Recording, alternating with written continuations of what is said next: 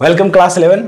आज हम लोग चैप्टर 1 का सब बेसिक कंसेप्ट ऑफ केमिस्ट्री में ठोस और गैस का आयतन मापने की विधि के बारे में पढ़ेंगे। इससे पहले हम लोग आयतन मापने के बारे में पढ़ चुके हैं हम लोग, और हम लोग उस समय द्रव का कैसे आयतन मापते हैं यह पढ़ा था हम लोगों ने। और द्रव का आयतन मापने के लिए हम लोगों ने उपयोग किया था मापक बेलन का उपयोग किया था, इसके अलावा ब्यूरेट और पिपेट का उपयोग किया था। आज हम लोग पढ़ेंगे कि ठोस एवं गैस का आयतन कैसे मापा जाता है।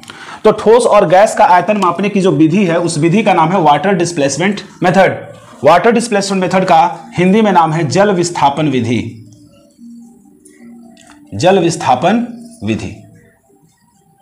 इस विधि के अनुसार, इस नियम के, इस मेथड के अनुसार, यह मेथड जो है एक सिद्धांत पे आधारित है, एक प्रिंसिपल पे आधारित है। तो बेस्ड प्रिंसिपल क्या है? बेस्ड प्रिंसिपल, या इसको हम कह सकते हैं सिद्धांत। किस सिद्धांत पर आधारित है विधि? तो यह एक इस सिद्धांत पर आधारित है कि किसी भी वस्तु, चाहे वो ठोस हो या गैस हो, उसके द्वारा विस्थापित द्रव का आयतन उसके खुद के आयतन के बराबर होता है। अर्थात water displaced by a solid और गैस is equal to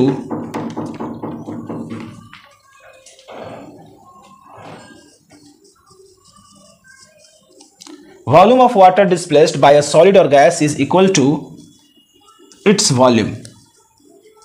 अर्थात किसी भी सॉलिड या गैस के द्वारा जो जल विस्थापित होगा, वाटर विस्थापित होगा, उसका आयतन जो होगा खुद उस ठोस या गैस के आयतन के बराबर होगा। लेकिन शर्त यह है कि यह ठोस जो हो पूरी तरह डूबी होनी चाहिए, या जितना भाग ठोस का डूबेगा उतना आयतन विस्थापित होगा। तो हम लोग पहले ठोस का देख लेते हैं, फिर गैस की बात करेंगे। यह ठोस का आयतन मापन। इसके लिए हमें लोगों को चाहिए होगा मापक बेलन। मापक बेलन या मेजरिंग सिलेंडर इसको कहते हैं, मेजरिंग सिलेंडर।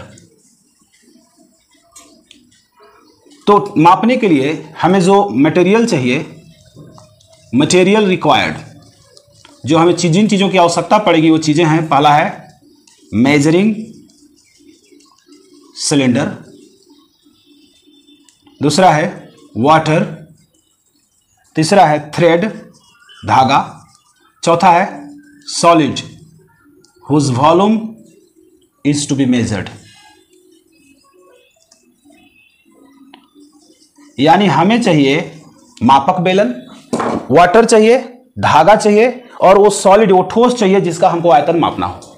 तो सबसे पहला काम, प्रोसीजर, इसकी विधि क्या होगी, प्रोसीजर क्या होगा, क्या क्या करेंगे हम मापने के लिए? तो सबसे पहला काम करेंगे कि मापक बेलन में कुछ वाटर ले लेंगे, यानी कि सम वाटर इज टेकन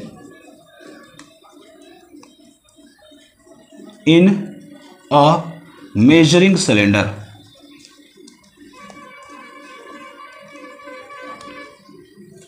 तो इसमें हम क्या करेंगे, एक मापक बेलन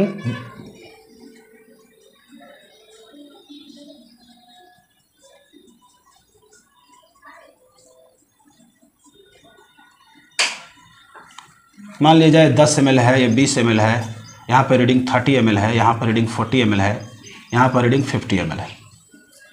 तो हम क्या करेंगे, सबसे पहले इसमें वाटर मान लिया जाए हमने 30 ml तक वाटर भर दिया। 30 ml के लेयर तक हमने वाटर, मैंने पहले कुछ वाटर लिया। वाटर लेने के बाद इस वाटर का जो इनिशियल रीडिंग है इसको हम नोट डाउन कर लेंगे। सो पहला स्टेप में हम क्या करेंगे, some water is taken in a measuring cylinder, यानी मापक बेलन में कुछ वाटर ले लिए। एंड उसके बाद करेंगे, कहेंगे क्या, and water level of water is carefully observed. सावधानी पूर्वक वाटर लेवल को हम देखेंगे। एंड इनिशियल रीडिंग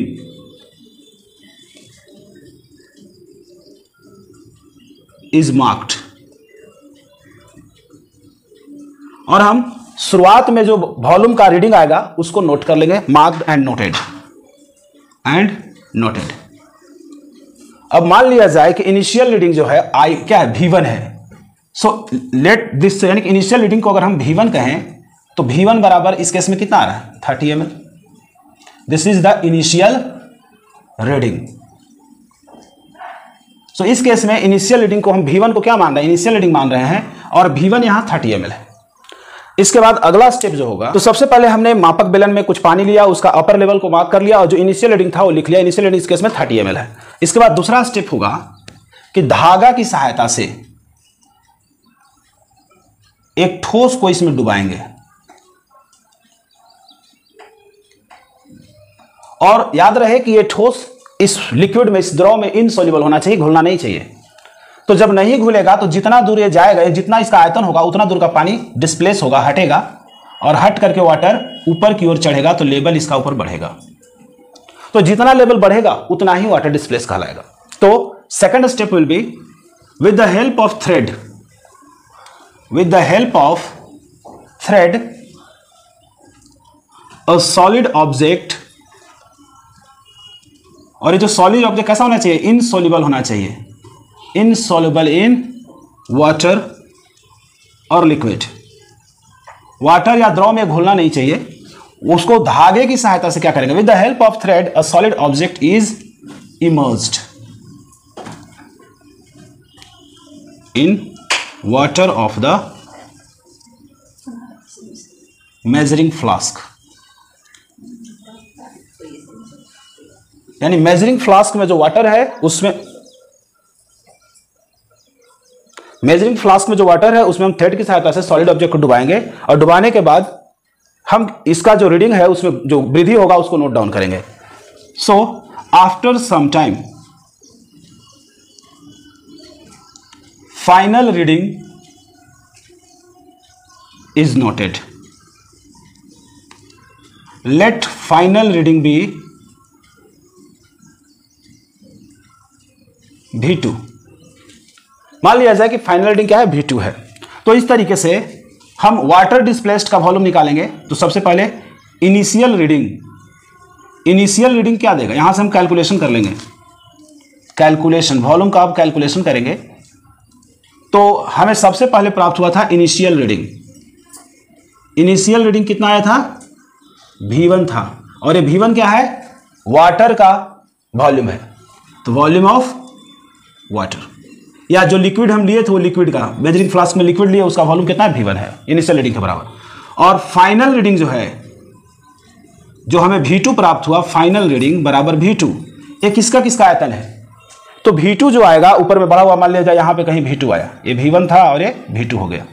तो V1 केवल लिक्विड का था, V2 लिक्विड और ठोस दोनों का मिला करके है। सो V2 बराबर हो जाएगा volume of water plus volume of solid. ये दोनों मिला करके, वाटर और सॉलिड दोनों को मिला करके V2 आया है वॉल्यूम, आयतन, और वाटर का केवल V1 है। तो यहां पर अगर हम इन दोनों के वॉल्यूम में से वाटर का वॉल्यूम घटा दें तो सॉलिड का वॉल्यूम निकल जाएगा। तो इस तरीके से हम V2 में से V1 घटाएंगे तो ये V2 माइनस V1 जो होगा इतना, और यानी कि V2 यहां तक है और V1 यहां तक है। तो यानी ये जो इंक्रीज हुआ वॉल्यूम है वो निकालने के लिए हम क्या करेंगे, V2 में से V1 को घटाएंगे, तो जो इंक्रीज हुआ यानी जो वाटर डिस्प्लेस हुआ वो निकल जाएगा। यहां से वाटर डिस्प्लेस होकर यहां आया तो कितना वॉल्यूम डिस्प्लेस हुआ, तो इतने के बीच का जो वॉल्यूम है वो डिस्प्लेसमेंट हुआ वाटर का। तो इतने वॉल्यूम निकालने के लिए हम पूरा आयतन में से नीचे वाले आयतन को घटा लेंगे, तो हो जाएगा V2 minus V1। So volume of solid, so volume of solid will be equal to volume of liquid displaced, and volume of liquid displaced will be equal to volume of water plus solid minus volume of water। और volume of water and solid दोनों का जो volume है वो है initial, final reading है। तो final reading को हम क्या करें, V2 माइनस, ये पूरा V2 हो गया, और ये वाला वॉल्यूम ऑफ वाटर केवल क्या है, इनिशियल रीडिंग है, यानी V1 है, V2 minus V1। So volume of solid will be equal to V2 minus V1। इस तरीके से हम निकालेंगे ठोस का आयतन। तो मुख्य रूप से एक बार और समराइज कर देता हूं मैं आपको कि सिंपली करना क्या है इसमें। सबसे पहले हम मापक बेलन में वाटर या कोई लिक्विड ले लिए, द्रव ले लिए, इसका हम पहले जितना आयतन है उसको निकाल करके V1 मान लिए। उसको मान लिया जाए शुरू में 50 मिलीलीटर आया तो 50 मिलीलीटर क्या हो जाएगा, V1 हो जाएगा। अब इसमें ठोस हम धागा की सहायता से डुबाएंगे। डूबने के बाद पानी का लेयर ऊपर चढ़ेगा, जितना ऊपर चढ़ेगा उतना ही वाटर विस्थापित माना जाएगा, उतना ही वाटर विस्थापित हुआ, जितना ऊपर की ओर विस्थापित हुआ उतना ऊपर चढ़ा। तो मान लिया जाए डुबाने के बाद फाइनल रीडिंग आया V2, तो V2 किसका किसका आयतन हो जाएगा, लिक्विड का और प्लस ठोस का, दोनों का मिला करके। तो अगर V2 में से V1 घटाएंगे तो जितना पानी चढ़ा है अर्थात जितना वाटर डिस्प्लेस हुआ है उसका आयतन निकल जाएगा। और हम बात कर चुके हैं कि आयतन जो वाटर का डिस्प्लेस होगा वही इस ठोस का भी आयतन होगा। तो इस आधार पर ठोस का आयतन बराबर हो जाएगा वॉल्यूम ऑफ लिक्विड डिस्प्लेस, और ए बराबर हो जाएगा V2 माइनस V1। इस तरह से हम ठोस का आयतन निकाल सकते हैं, और जिस विधि से हमने निकाला उस विधि का नाम है वाटर डिस्प्लेसमेंट मेथड। कुछ एग्जांपल देख लेते हैं हम लोग। एक मापक बेलन है,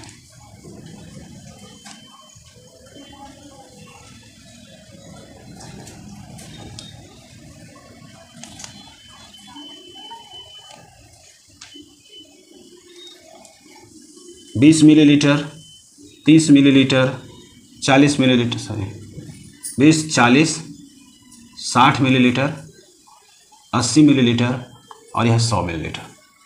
इसमें पानी हमने लिया 60 मिलीलीटर, या कोई लिक्विड हमने ले लिया, यह 60 मिलीलीटर। तो इस केस में V1 हो गया, इनिशियल रीडिंग हो गया 60 मिलीलीटर। अब इसमें हमने क्या किया, यही मेजरिंग फ्लास्क है, यही मेजरिंग सिलेंडर है। इस मेजरिंग सिलेंडर में हमने अब आगे क्या किया,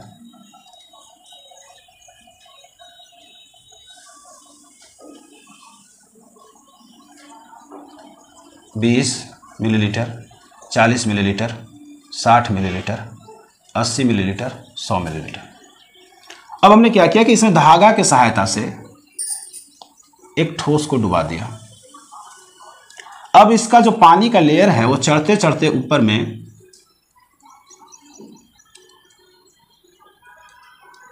100 तक पहुंच गया। तो V2 हो गया 100 मिलीलीटर।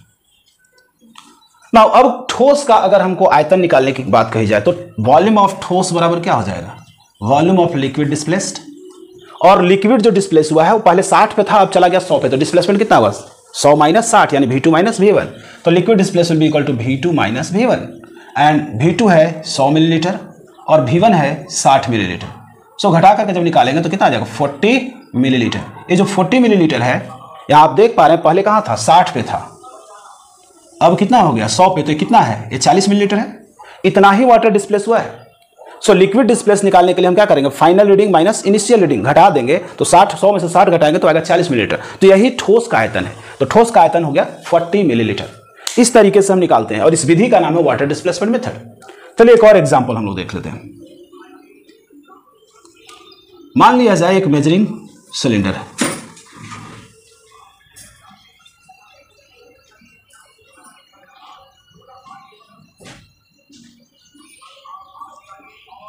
पचास millilitre, 100 millilitre, 150 millilitre, 200 millilitre, 250 millilitre.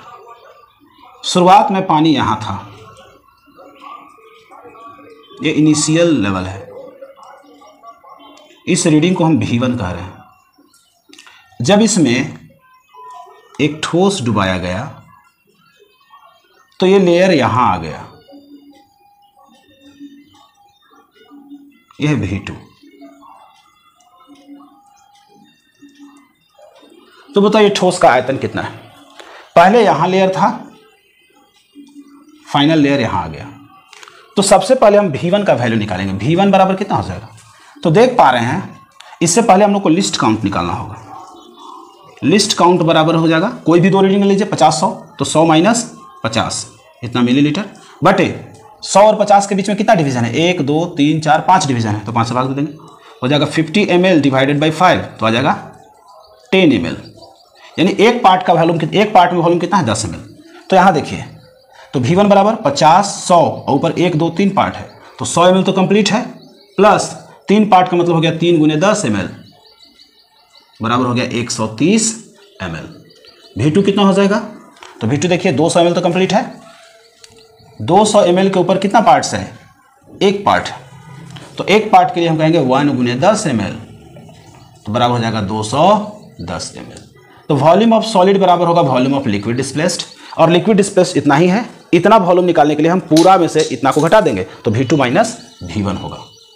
और V2 माइनस V1 का मतलब है 130 ml माइनस, सॉरी V2 है 210 ml minus 130 ml, that will be equal to 80 ml। तो 80 ml वॉल्यूम है ठोस का।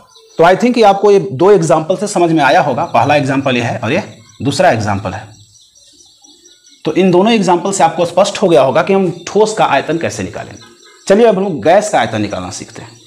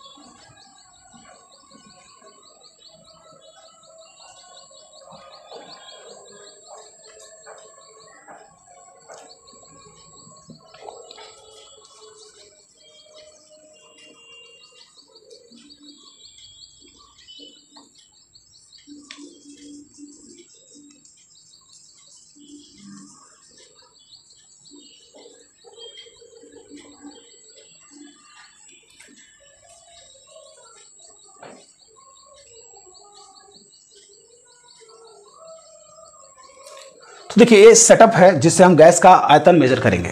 यहाँ एक रिएक्शन कैरी आउट करवा रहे हैं कॉनिकल फ्लास्क में, जिससे इवोल्यूशन गैस का हो रहा है। ये गैस डिलीवरी ट्यूब के माध्यम से प्रवेश करेगा, एक बीकर के अंदर इसको ले जाएंगे, माफ कीजिएगा,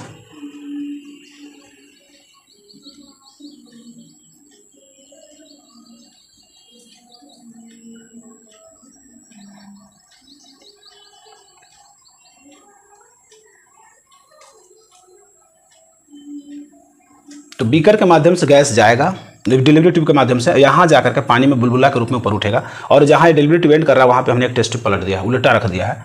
इसमें पानी भरा हुआ था शुरू में, यानी कि इसके अंदर कोई गैस नहीं था। लेकिन जैसे यहाँ से गैस जाएगा तो ये गैस पानी में बुलबुला बन के ऊपर उठेगा। उठेगा तो क्या करेगा, ये ऊपर से पानी को नीचे धक्का देगा। ठीक है, धक्का देगा तो ये खाली होता जाएगा। ठीक है, ये थोड़ा नीचे रहेगा।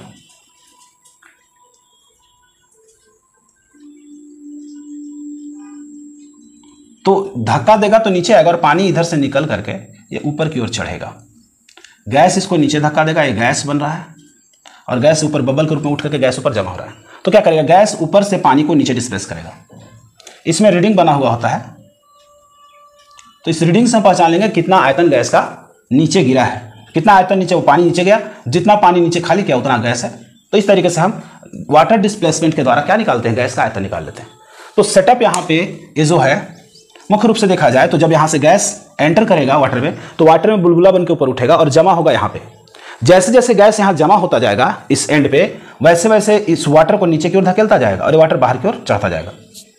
तो इस तरीके से इस टेस्ट ट्यूब में क्या बना रहता है, रीडिंग बना रहता है एमएल में, 10 ml, 20 ml, 30 ml, 40 ml। अब मान लिया जाए यहाँ टोटल यहाँ पे जो यहाँ से रीडिंग था यहाँ 50 ml, यहाँ से लेकर 0 से लेकर के यहाँ से 50 ml तक है। अब यहाँ पानी जो है निकलते निकलते नीचे आ गया और यहाँ 10 ml खाली हो गया, तो 0 से 10 ml खाली हो गया। तो इसका मतलब पानी 10 ml नीचे चला गया, तो यहाँ पे 10 ml गैस जमा हो गया। इस तरीके से हम गैस का आयतन मेजर करेंगे। तो यहाँ भी हम वाटर क्या डिस्प्लेसमेंट मेथड के द्वारा ही गैस का आयतन मेजरमेंट करते हैं। और इसके लिए हम ये निकालते हैं कि इस गैस जो जमा हो रहा है यहाँ पे वो कितना ml वाटर को नीचे डिस्प्लेस किया, जितना ml डिस्प्लेस होगा उतना ही गैस का आयतन हो जाएगा। तो यहां भी क्या हो जाएगा, volume of gas is equal to volume of liquid displaced. और इसके लिए हम लोग ग्रेजुएटेड टेस्ट ट्यूब उपयोग करते हैं। ये टेस्ट ट्यूब कैसा है, ग्रेजुएटेड है। ग्रेजुएटेड मतलब जिसमें कैलिब्रेशन है, जिसमें रीडिंग है। रीडिंग इस टेस्ट ट्यूब में रीडिंग जो होगा, मान लीजिए टेस्ट ट्यूब का बाहर डायग्राम बना दे तो कुछ ऐसा होगा।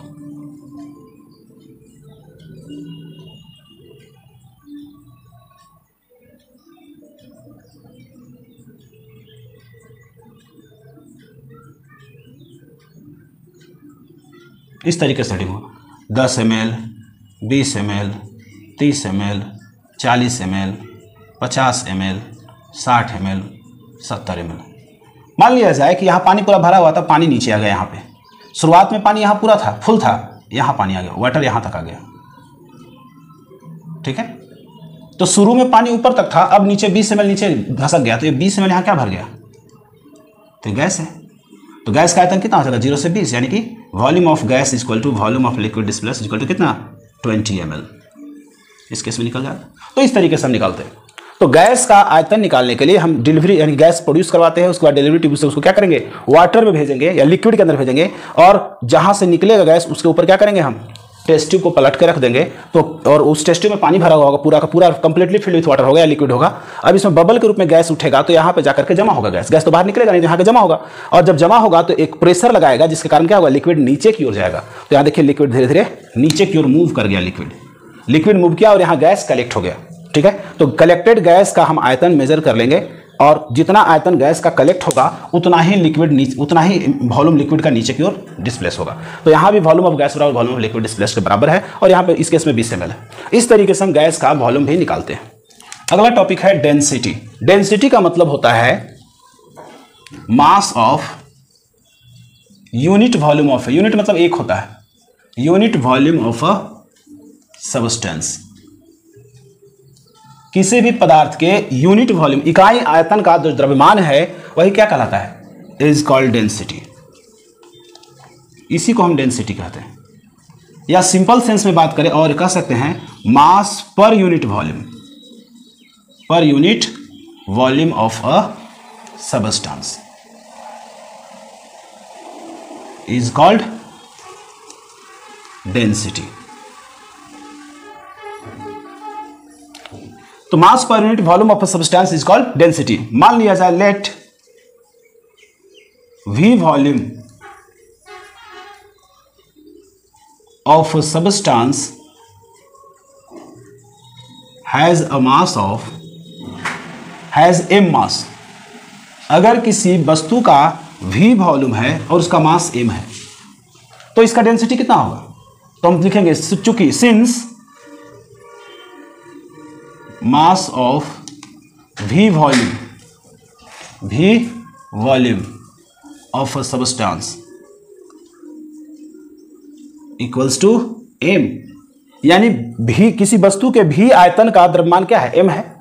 इसलिए हम क्या करें, एक यूनिट आयतन का जो द्रव्यमान होगा वही डेंसिटी है। तो मास ऑफ यूनिट निकाल लेंगे, एक यानी unit, mass of one volume of a substance यानी unit volume of a substance will be equal to, देखिए ज्यादा वॉल्यूम है तो मास ज्यादा है, कम वॉल्यूम लेंगे तो मास कम हो जाएगा। तो हम डिवाइड कर देंगे m by v, right by left, right side को लेफ्ट साइड से भाग दे देंगे।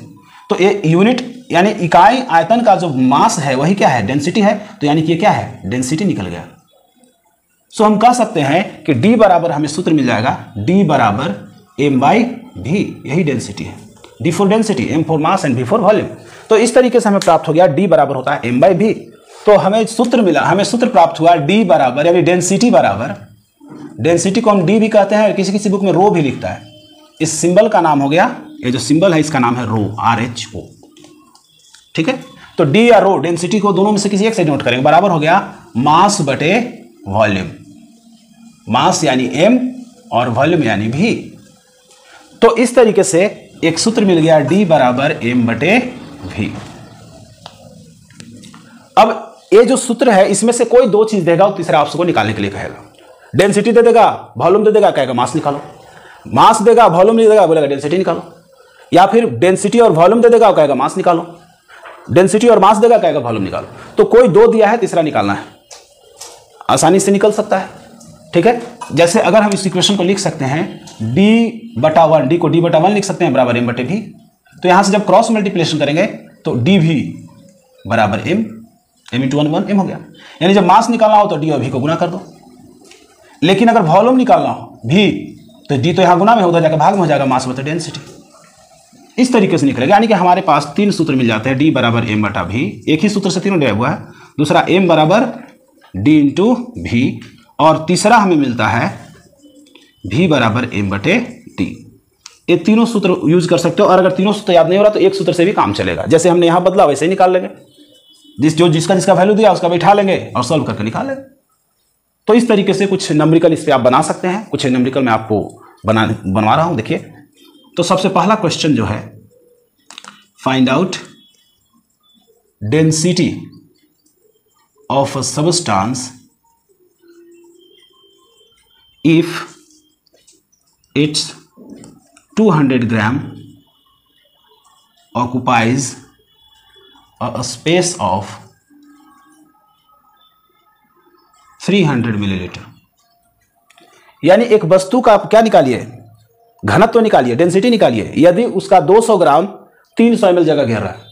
तो यहां पे देखिए निकालना है डेंसिटी d बराबर व्हाट, लेकिन दिया हुआ क्या है, इसका 200 ग्राम है। ग्राम में हम द्रव्यमान को मापते हैं, तो m दिया हुआ है 200 ग्राम, और स्पेस जो ऑक्युपाई होता है उसको हम कहते हैं आयतन। तो स्पेस ऑक्युपाई कितना है, 300 ml, तो यानी वॉल्यूम हो गया 300 millilitre.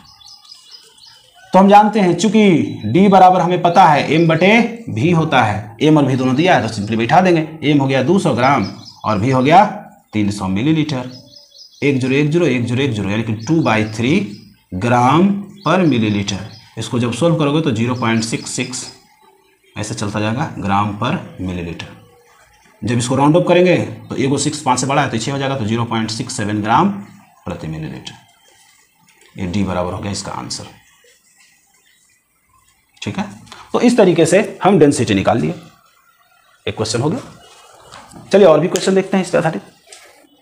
What will be, question number 2 मान लीजिए, what will be the volume of a substance, what will be the volume of 200 gram of a substance if its density is 1.3 ग्राम पर millilitre. तो देखिए इसमें निकालना है आपको volume, what will be the volume, volume निकालना है। ग्राम में क्या मापते हैं, द्रव्यमान को, तो द्रव्यमान दिया हुआ है, और डेंसिटी ये वाला है। सो डेंसिटी बराबर है 1.3 ग्राम पर मिलीलीटर, चूंकि दिया हुआ है सब। सिंस डेंसिटी बराबर 1.3 ग्राम पर मिलीलीटर एंड मास m बराबर है 200 ग्राम, तो हमें निकालना क्या है, we have to find out volume बराबर व्हाट।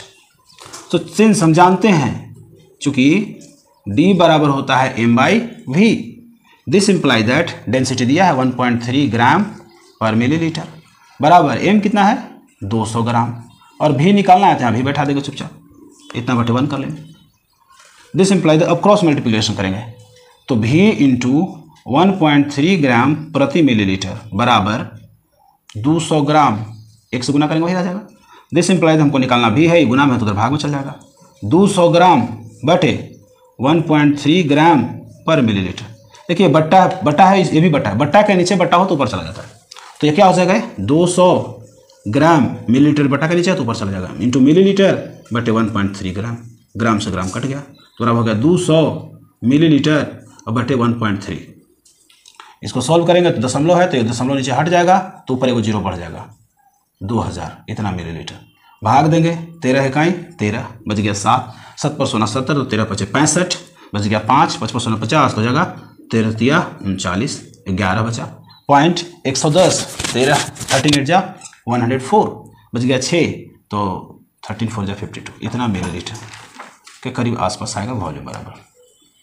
आप सॉल्व कर सकते हो, कैलकुलेशन करना तो आता ही होगा आपको, तो आप जोड़ घटा भाग कर लेंगे, यहाँ पे निकल जाएगा वॉल्यूम निकलेगा। तो इस तरीके से हम वॉल्यूम निकाल लेंगे। तो यानी कोई भी दो चीज़ दिया है तो तीसरा दो जो दिया है उसको बैठा दीजिए, जो नहीं दिया उसको निकाल लीजिए, क्रॉस मल्टीप्लिकेशन करके निकल जाएगा। यही तरीका है बनाने का इस तरह के क्वेश्चन को। तो आई थिंक कि आपको डेंसिटी समझ में आया होगा। डेंसिटी का एसआई यूनिट क्या होगा? SI unit of density. अगर ये पूछा जाए आपसे तो देखिए इसमें D बराबर m बटे भी होता है। तो अगर हमको एसआई यूनिट ऑफ D चाहिए तो हमको क्या करना होगा? इन दोनों का भी एसआई यूनिट लिखना होगा। एसआई यूनिट ऑफ m बटे एसआई यूनिट ऑफ V। तो एसआई यूनिट m का है किलोग्राम केजी और V का है मीटर क्यूब, बराबर हो जाएगा केजी प्रति मीटर क्यूब। और अदर यूनिट की बात करें तो बहुत सारे हैं, ग्राम लीटर पर लीटर, ग्राम पर मिलीलीटर, फिर ग्राम प्रति क्यूब घन सेंटीमीटर, ये सब यूनिट है अदर। और यह एसआई, तो एसआई यूनिट हो गया केजी प्रति मीटर क्यूब और अदर यूनिट में हो जाएगा ग्राम प्रति लीटर, ग्राम प्रति मिलीलीटर, ग्राम प्रति घन सेंटीमीटर, ठीक है। और यह है किलोग्राम प्रति घन मीटर एसआई यूनिट। तो आई थिंक आपको ये बात क्लियर होगी, इसको नोट डाउन कर लीजिए। अगला पॉइंट है टेम्परेचर।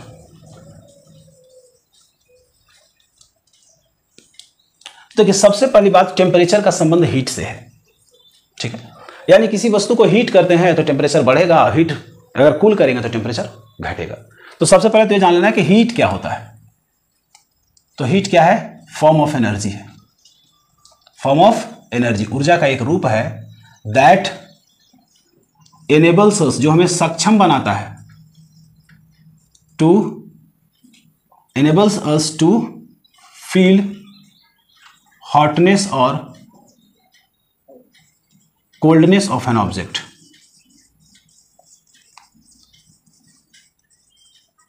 यानी कि हीट ऊर्जा का वह रूप है जो हमें किसी वस्तु के गर्म या ठंडा होने की अनुभूति देती है।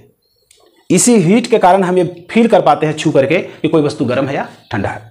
तो हीट है, हीट एक प्रकार का ऊर्जा का एक रूप है जो हमें गर्म और ठंडे वस्तुओं के बीच में अंतर करने की क्षमता देता है।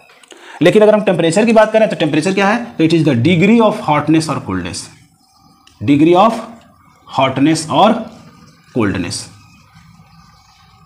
Of an object. It is degree of hotness and coldness, इतना ही रखिए। यानी ये क्या है? Temperature is the degree of hotness and coldness.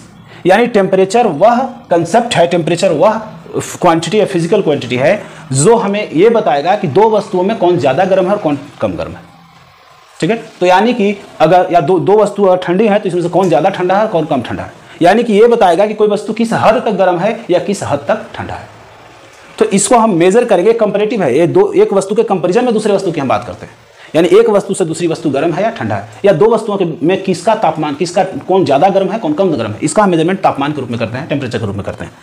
तो टेम्परेचर मेजरमेंट के 4 डिफरेंट स्केल्स हैं, 4 डिफरेंट स्केल्स ऑफ टेम्परेचर।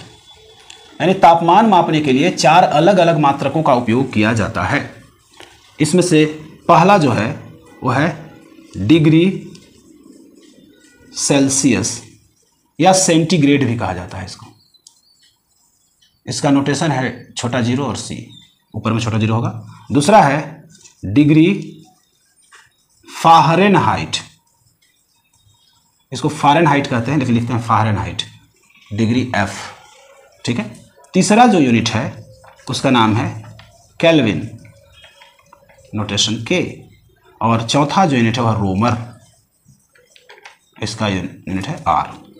तो ये 4 यूनिट में हम टेम्परेचर को मेजर करते हैं। सबसे पहले देख लीजिए, हीट क्या है? एक ऊर्जा का एक रूप है जो किसी वस्तु के गर्म या ठंडा होने की अनुभूति हमें दिलाता है। सिंपली हमें पहचान पाएंगे कि गर्म है या ठंडा। लेकिन टेम्परेचर ये बताएगा कि कोई वस्तु, दो वस्तुओं में से कौन ज्यादा गर्म है या कौन ज्यादा ठंडा है। यानी कि दो वस्तुओं को कंपेयर कर देगा। अगर दो गर्म वस्तुएं हैं तो अंतर कर देगा कौन ज्यादा गर्म है कौन कम गर्म है। अगर दो वस्तुएं ठंडी है तो ये अंतर करके बताएगा कि कौन कम ठंडा है कौन ज्यादा ठंडा है। ये तब हम बता पाएंगे जब उसका टेम्परेचर मापेंगे। और टेम्परेचर मापने के लिए हम थर्मोमीटर का उपयोग करते हैं। डिवाइस जो यूज करते हैं, डिवाइस जो यूज करेंगे टेम्परेचर मापने के लिए, उसका नाम है थर्मोमीटर। सो टेम्परेचर मापने के लिए हम जिस यंत्र का प्रयोग करते हैं उस यंत्र का नाम है थर्मोमीटर। और थर्मोमीटर की सहायता से टेम्परेचर को 4 डिफरेंट स्केल में मापते हैं। और ये 4 डिफरेंट स्केल जो बनाया जाता है वो अलग अलग तरीके से बनाया जाता है, लेकिन इन चारों डिफरेंट स्केल में जो मैक्सिमम टेम्परेचर है वो मिनिमम टेम्परेचर वो सेम है। मैक्सिमम टेम्परेचर जो इसमें उपयोग होता है वो है boiling point of water, boiling point of water. और जो मिनिमम टेम्परेचर यूज होता है, मिनिमम टेम्परेचर, वो है मेल्टिंग पॉइंट ऑफ आइस, बर्फ का द्रवणांक। ठीक है, तो यानी कि ये चारों स्केल में सबसे न्यूनतम तापमान है क्या, मेल्टिंग पॉइंट बर्फ का गलनांक, और मैक्सिमम पॉइंट जो स्केल में वो है बॉइलिंग पॉइंट ऑफ वाटर। आइए इन चारों स्केल्स के कैसे बनते हैं उनके बारे में बात करते हैं।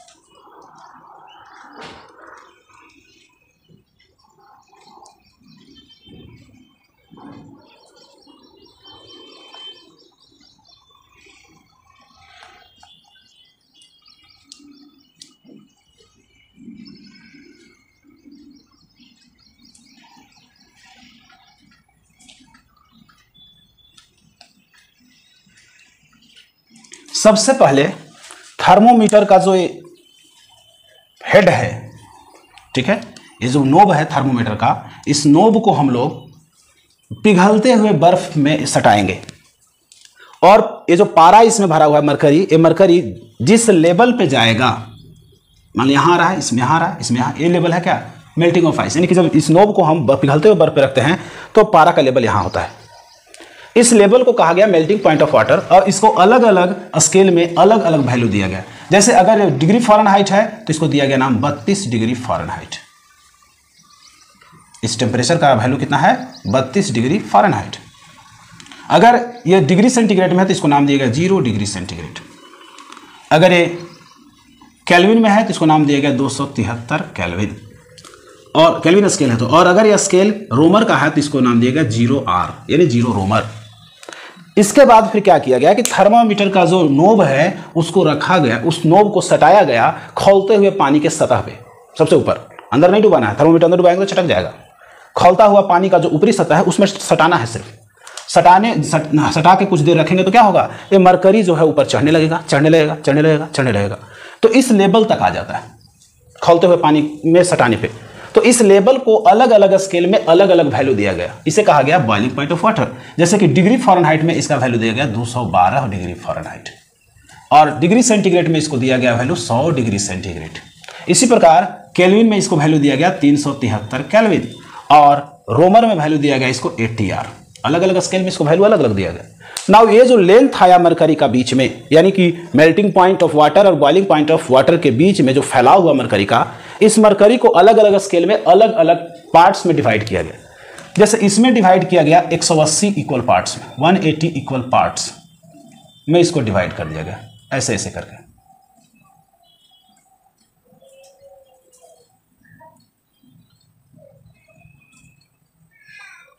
ये 180 पार्ट्स में डिवाइड हो गया।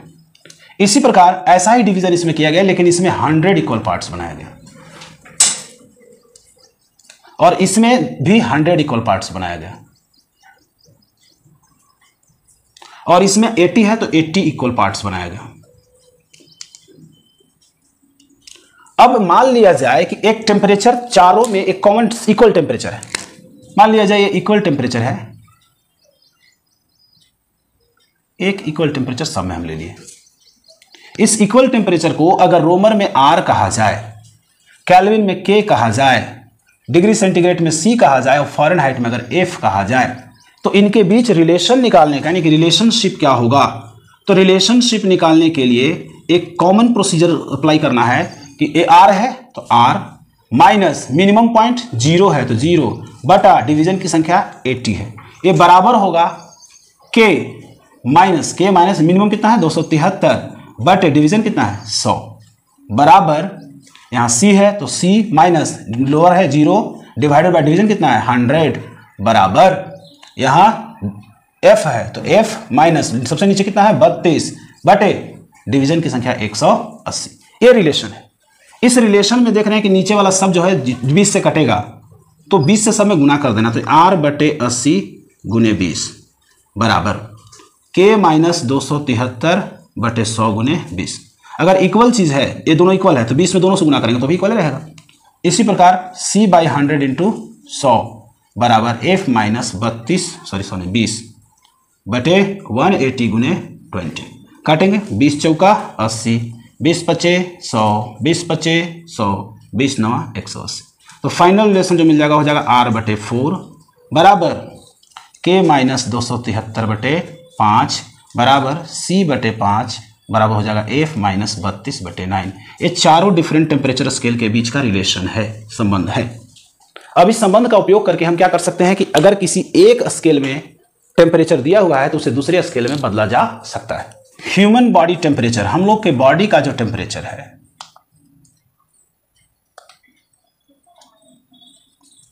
37 डिग्री सेंटीग्रेड, तो इसको फ़ारेनहाइट में कितना होगा, डिग्री फ़ारेनहाइट में क्या होगा ये निकालना है।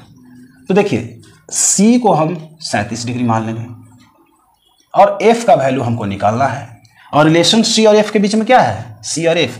तो चूंकि C बटा 5 बराबर है F माइनस 32 बटे 9। दिस इंप्लाई दैट C का वैल्यू हम 37 बिठा दिए बटे 5 कर दीजिए F माइनस 32 बटे 9। अब क्रॉस मल्टीप्लीकेशन कर दीजिए। क्रॉस मल्टीप्लीकेशन का मतलब है इसको इससे गुना करेंगे और इसको इससे गुना करेंगे। तो गुना करने के बाद हमें क्या मिलेगा, दिस इंप्लाई दैट 37 गुने 9, पहले इसको कर लेते हैं, 5 गुने F माइनस 32 बराबर हो जाएगा, बराबर है तो बराबर होगा 37 गुने 9। दिस इंप्लाई दैट ये हो जाएगा 5F और इसमें गुना करेंगे माइनस 160 बराबर 9 सते 63 7 9 63 बच गया 6 27 3 9 27 और 6 333 इतना आ गया। दिस इंप्लाई दैट 5F बराबर कितना 333 यानी माइनस है तो उन्हें चल जाएगा प्लस में 160 बराबर हो जाएगा कितना 493 आई थिंक सो 3 6 3 9 3 1 4 ठीक है।